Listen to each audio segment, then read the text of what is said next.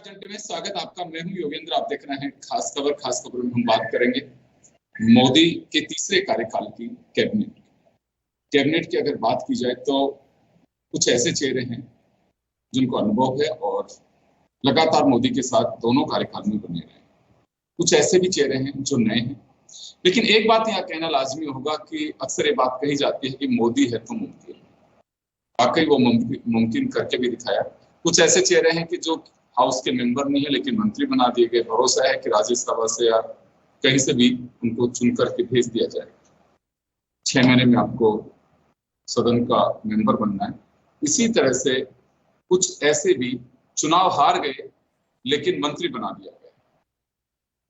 अक्सर मैं देख रहा था जिस दिन रिजल्ट आए थे उसी दिन से, और जब उन्हें चुना गया एनडीए का लीडर हाउस का, तो उसी दिन से एक मीडिया का कयास चल रहा था कि जिन राज्यों में चुनाव हो चुके हैं वहां पे जो ज्यादा नहीं मिलेगा, पैसा पे सरकार है, लिहाजा जो गठबंधन के खासकर जेडीयू और टीडीपी उन्हें मंत्री पद ज्यादा दिए जाएंगे।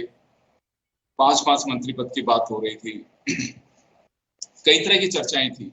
जिन राज्यों में चुनाव है वहां पर प्रतिनिधित्व ज्यादा दिया जाएगा, लेकिन मुझे लगता है कि ऐसी कोई बात इसमें दिखाई नहीं दी।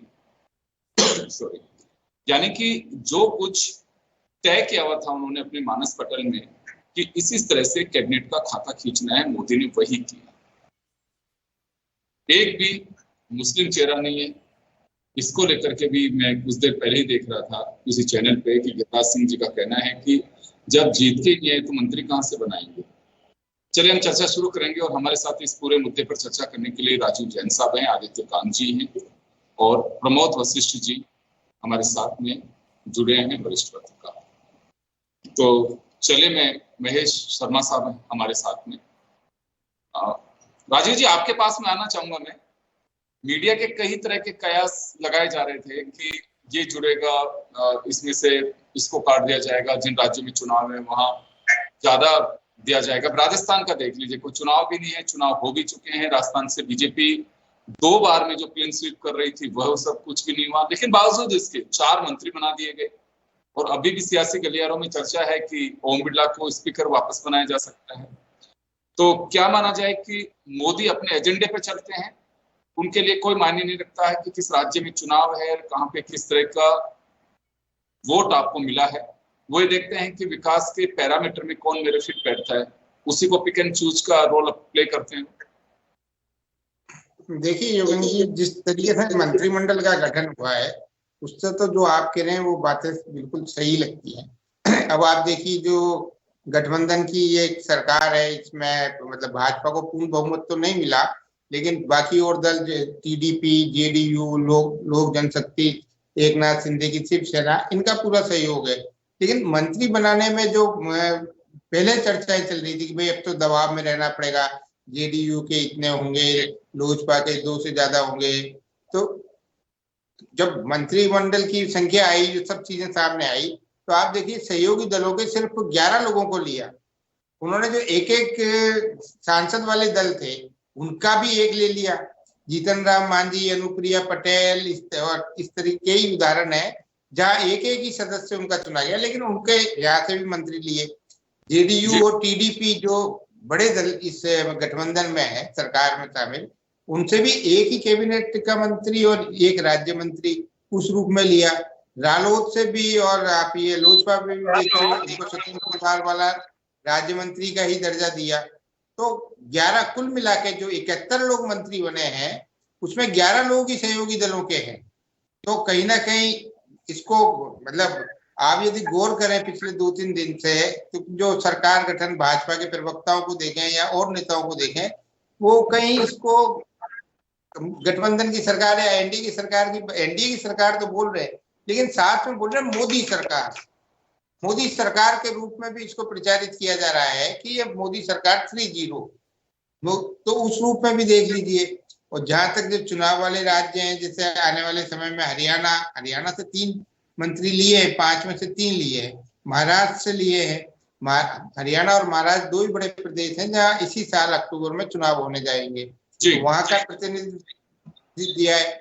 अगले 1 साल बाद बिहार में होंगे, तो बिहार का अपनी एक राजनीति है, उस हिसाब से समीकरण बैठाते हुए लिए होंगे। अब राजस्थान जैसे प्रदेश को देखा जाए, जहाँ पिछली बार 25 की 25 थे और 4 या 5 मंत्री, शुरुआत में तो 3 थे, 4-5 हुए, पर एक लोकसभा स्पीकर थे। तो इस बार भी 4 की संख्या देना, 14 में 4, जो हमारे 14 सांसद चुने गए उनमें 4 को मंत्रिमंडल में शामिल किया। तो एक पूरा जो इस प्रदेश का, जिसको कह सकते हैं हम सम्मान भी कह सकते हैं, कि प्रदेश का उसी तरीके से बहाल रखा गया है कि भाई यहाँ से 4 लोगों को मंत्रिमंडल में लिया। अब उसके पीछे कई कारण हो सकते हैं, राजनीतिक दल है, सरकार बनाते हैं तो अपने कई समीकरण देखते हैं। 4 में से 3 लोग जो लिए हैं वो तो अनुभवी हैं, पिछली बार भी मंत्री थे, तो इसलिए हम देख सकते हैं। एक नए जो भागीरथ चौधरी लिए हैं, तो वो कहीं जातीय समीकरण के हिसाब से लिए होंगे, तो एक जाट समुदाय को भी देना, राजपूत को देना था, 2 ओबीसी, एक एससी के हमारे अर्जुन मेघवाल, जो इस वक्त देश में अच्छा नाम भी उनका है कि कानून मंत्री भी रहे, एक दलित समाज के बड़े नेता है, पुराने ब्यूरोक्रेट रहे हैं, आईएएस अफसर रहे हैं, तो उनके कह सकते हैं कि उनकी संसदीय प्रशासनिक सब तरीके की चीजों में उनका एक्सपर्टाइज है। तो अर्जुन मेघवाल डिजर्व करते थे। गजेंद्र सिंह शेखावत, जो एक पीएम का सबसे ड्रीम प्रोजेक्ट है जल जीवन मिशन, उसको देख रहे थे 5 साल।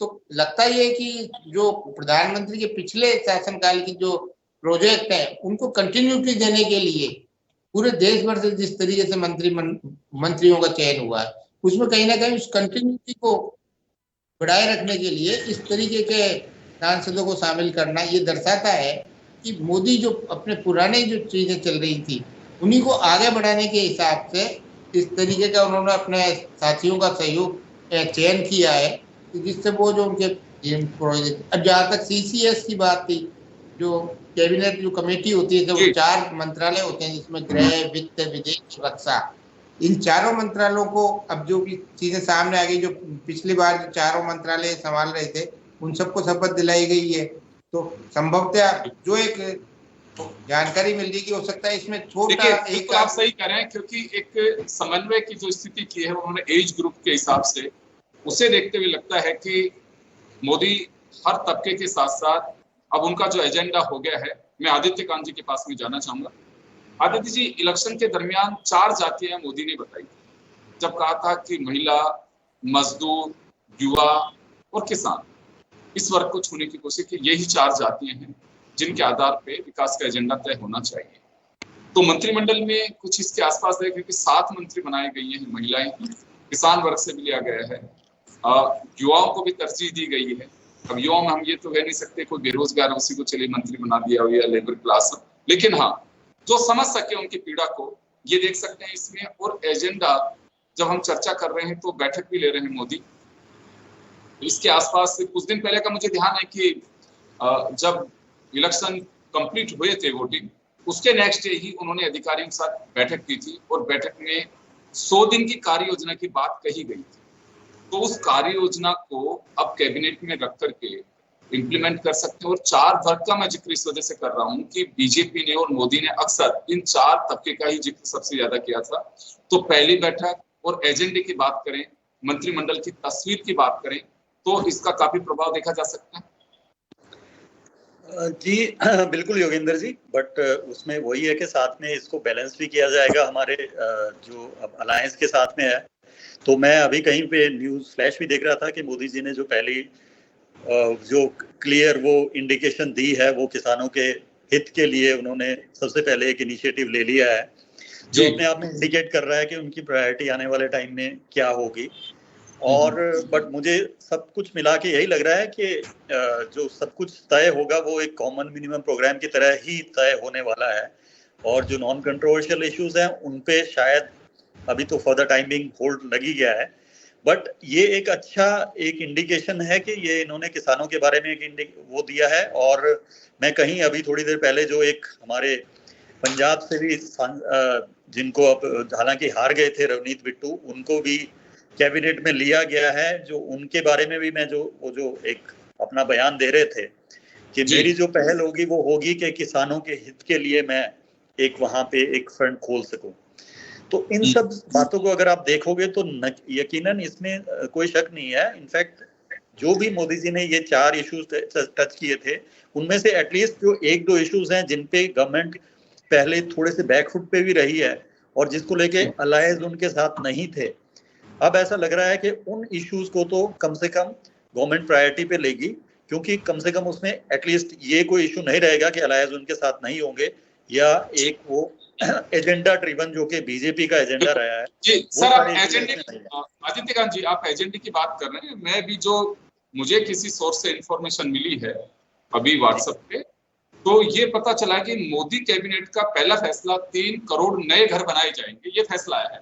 तो मुझे लगता है कि अगर अलायंस की भी बात करें मिनिमम कॉमन प्रोग्राम में भी, तो कुछ ऐसी चीजें होंगी जिनको लेकर के को मना नहीं करेगा कि हाँ 3 करोड़ घर बनने चाहिए, या इसी तरह से सोलर पैनल्स की बात की गई है एनर्जी को बढ़ावा देने के लिए, उसमें कोई ना नहीं करेगा। यहाँ टकराव की स्थिति एक आएगी, क्योंकि आज भी हम माइनॉरिटीज की अगर बात करते हैं तो तस्वीर मुसलमानों की दिखाई देती है, बस केवल एक वहां पे कुछ बातें आ सकती है। अदरवाइज तो आपको लगता है कि जो ट्रैक पकड़ रखा है उस पर आगे बढ़ सकते हैं।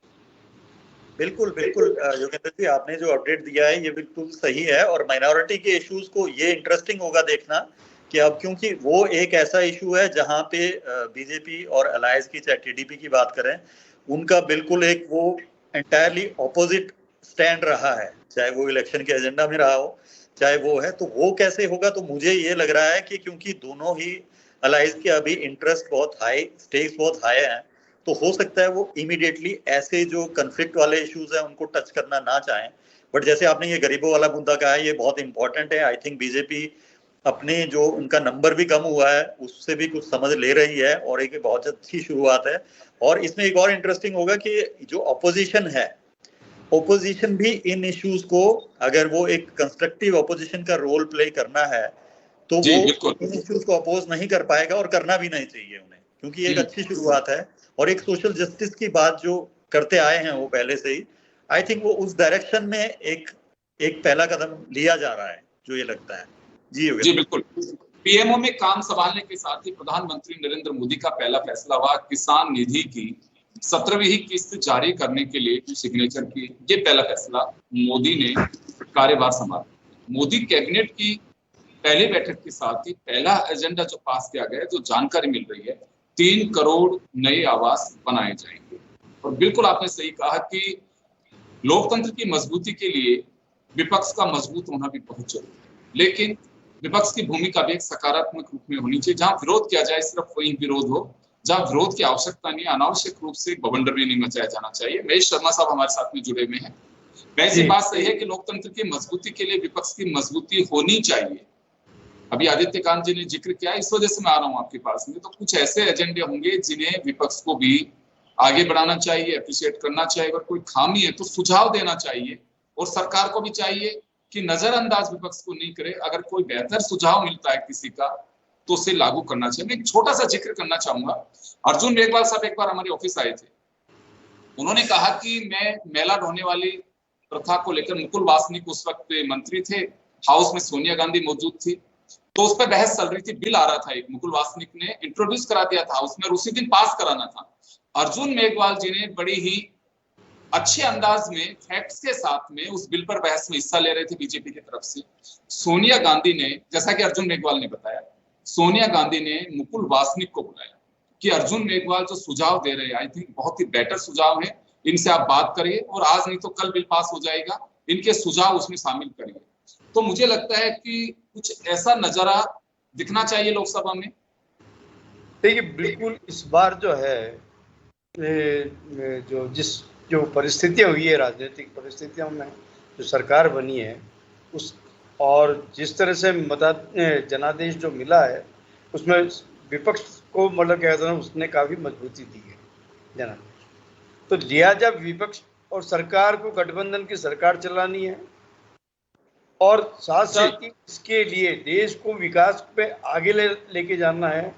तो निश्चित रूप से कुछ पॉइंट्स को, विवादास्पद मामलों को हटा करके बाकी जो दूसरे देश की हर व्यक्ति के विकास में, देश के विकास में, किसी भी क्षेत्र में, उसके लिए आप सबके समन्वित प्रयास और उनके महत्वपूर्ण सुझाव भी आपको लेने होंगे, तभी आप सक्सेसफुल तीसरा दौर पूरा कर पाएंगे। क्योंकि ये मान के चलिए कि वो पूर्व के जो है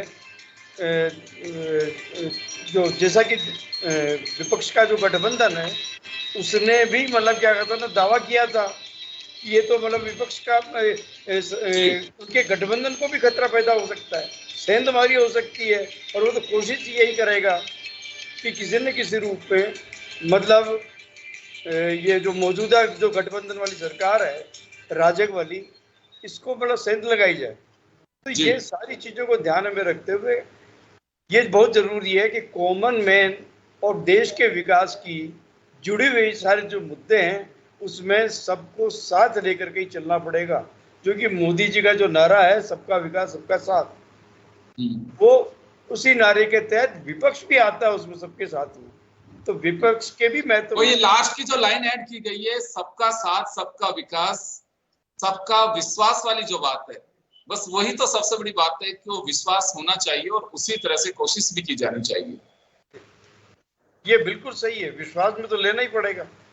आपको देश चलाना है, अगर आपको तीसरी अर्थव्यवस्था बनानी है, आपको मतलब क्या देश को मतलब आम व्यक्ति के विकास का ध्यान रखना है, उसकी आय बढ़े, बेरोजगारी दूर हो, महंगाई में से मुक्ति मिले, तो सिर्फ आप अपने सोच के हिसाब से ही, एकल सोच के हिसाब से कुछ नहीं कर सकते, सबको साथ लेना पड़ेगा। अच्छे ये बात नहीं है कि विपक्ष में कोई मतलब विशेषज्ञों की कमी है, आप विपक्ष के लोगों को सुझाव लेके उन्हें कॉन्फिडेंस, ये नेतृत्व का तकाजा यही है, चाहे प्रधानमंत्री किसी भी दल का हो, लेकिन उसके नेतृत्व में खूबी यही होती है कि सबको मतलब क्या कहता है ना वो सलाह को मशवरा करे और कुछ है।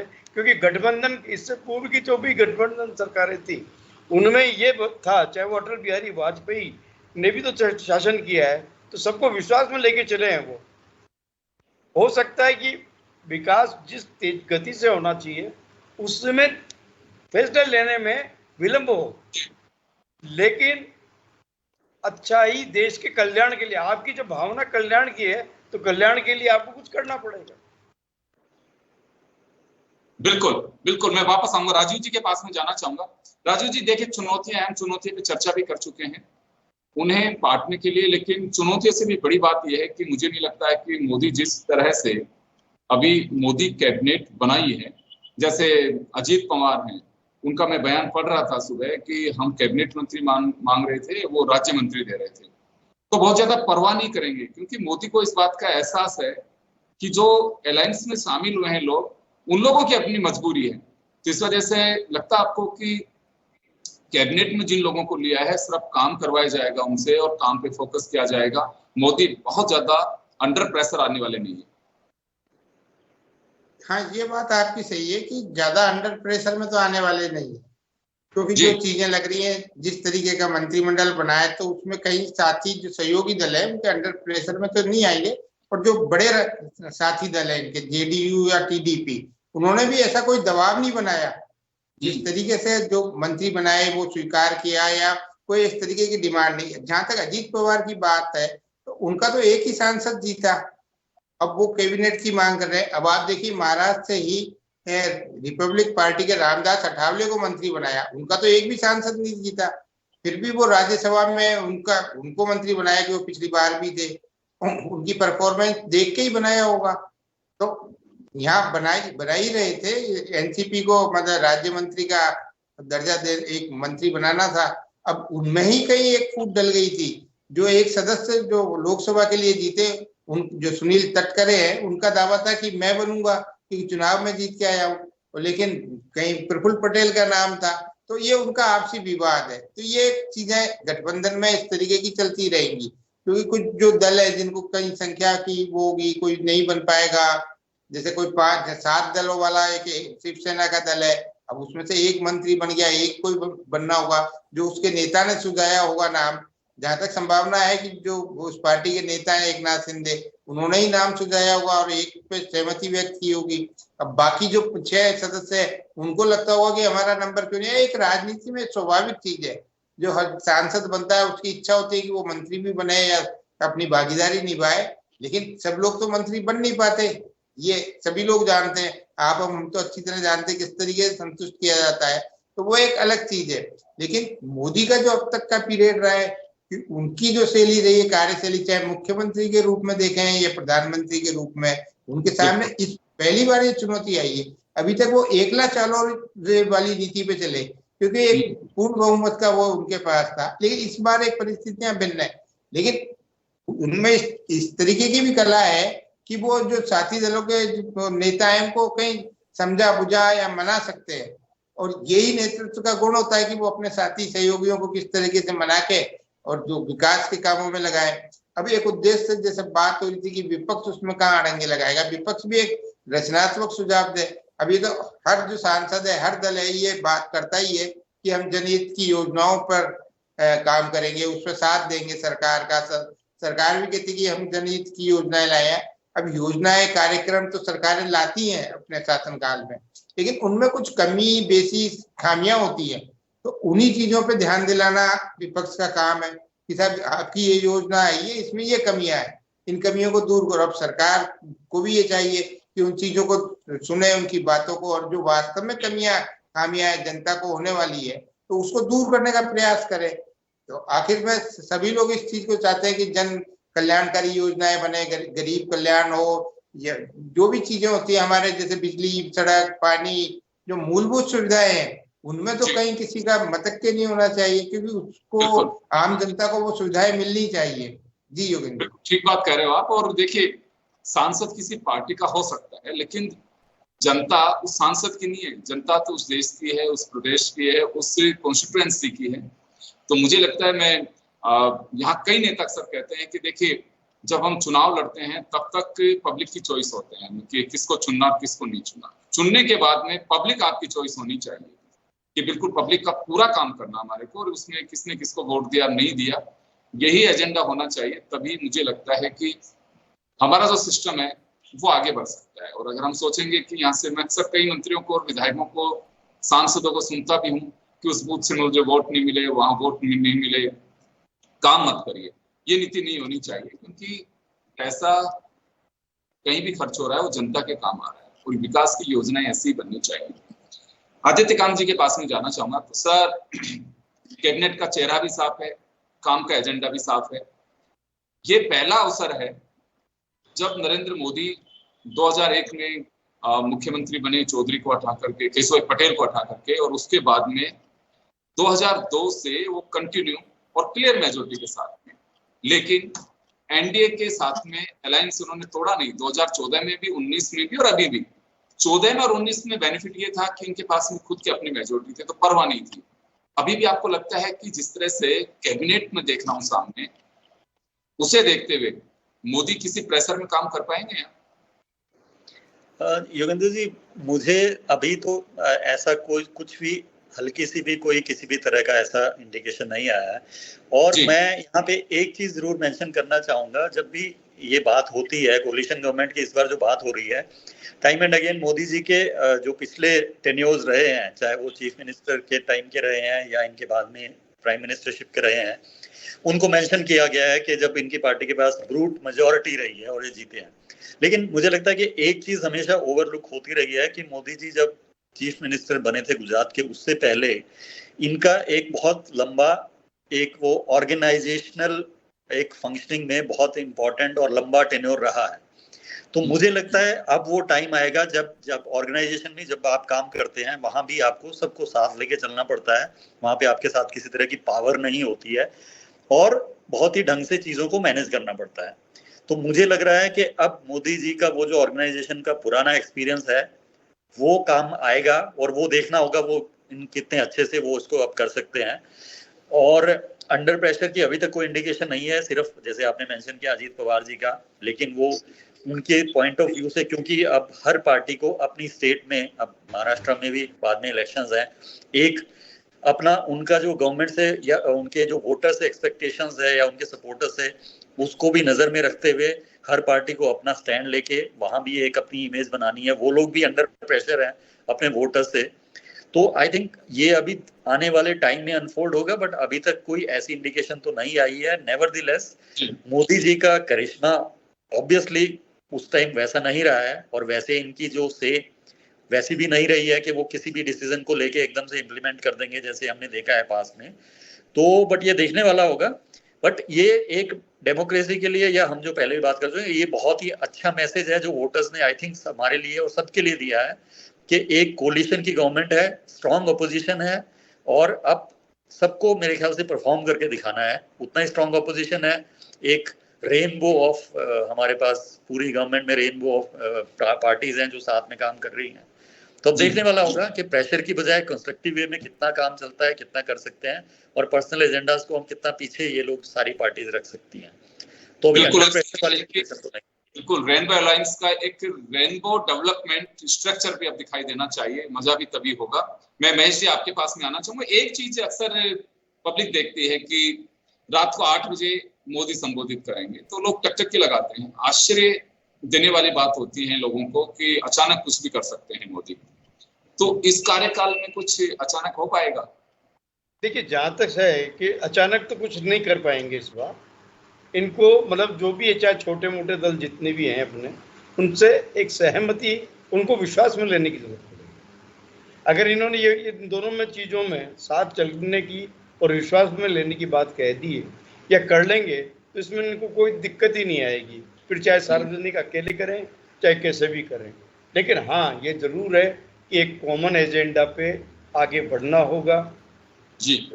एक आम व्यक्ति का जो अब तक महंगाई से, बेरोजगारी से जो जूझ रहा था, उसके और दिशा में उनको तेजी से कदम उठाने पड़ेंगे, क्योंकि सबसे ज़्यादा मैसेज देने वाला महंगाई और रोजगार ही ऐसा है जिसके माध्यम से अच्छा सशक्त मैसेज दे सकती है। जी बिल्कुल, आप सही कह रहे हैं कि मैसेज देने वाली बात होगी। कुछ चीजें हैं जो हल्का राइडर का काम कर सकती हैं, लेकिन बस एक सबसे बड़ी निगाहें यही है कि मोदी अपने अंदाज में क्या काम कर पाएंगे, क्योंकि मोदी के फैसले जो होते हैं वो काफी स्ट्रॉन्ग और उस तरह के होते हैं। अगर उनके पूरे 10 साल के कार्यकाल को अगर हम देखें तो एक फैसला जिसपे उन्होंने वापस होना पड़ा वो किसान आंदोलन से जुड़ा हुआ था। किसानों के जो बिल थे उनको लेकर के, बाकी कितना भी विरोध हुआ हो, कोई भी बात हो, मोदी बैकफुट पे नहीं है। और उसमें भी उन्होंने कहा कि मैं जिनके लिए, जिन अन्नदाताओं के लिए उन्हें मजबूत बनाने के लिए फैसला लेना चाह रहा था, लेकिन उनको लगता है कि ये फैसला गलत है तो उन्होंने वापस लिया। अब यही बात होगी कि चौंकाने वाले कौन से परिणाम दे सकते हैं, कौन से फैसले कर सकते हैं, ये देखने वाली बात होगी। कुछ लोगों की निगाहें भी टिकी हुई हैं कि कौन से फैसले ऐसे होंगे जिनसे चौंकाया जा सकता है। हालांकि मुझे अपना लगता है, हमारे जो पैनलिस्ट बैठे हैं उन्हें भी महसूस होता है इस बात का कि मोदी प्रेशर में काम नहीं करेंगे, करेंगे तो वही जो उनको पसंद है। क्योंकि देखिए, अलायंस में गठबंधन की जो राजनीति है उसका वापस से दौर शुरू हुआ है। तो जो लोग गठबंधन में विश्वास करते हैं उनको मालूम है कि हमारे अकेले भरोसे में कभी सरकार नहीं बना सकते, तो बड़े दलों के साथ में हमारी भी अगर सरकार चलती रहेगी तो बहुत अच्छा है, हमारा भी काम चलता रहेगा। अदरवाइज साइड में बैठने वाली सब्र मुझे नहीं लगता किसी में भी है। कोई भी अलायंस में किसी भी वक्त कहीं भी जा सकता है। आज एनडीए गठबंधन को लेकर के कोई विचार कर रहा हो कि सफल कैसे होगा, तो इंडिया गठबंधन में बहुत सारे लोग हैं जो टूट करके उधर जा सकते हैं, कोई बड़ी बात नहीं है। तो मोदी हैं, वो अपनी जो स्ट्रेटेजी है उसी के तहत काम करेंगे, और फिलहाल तो मुझे लगता है कि किसी भी दबाव में काम करने वाले नहीं है। आप सभी का बहुत बहुत शुक्रिया। खास खबर में इतना ही, दीजिए इजाजत, नमस्कार। Thank you.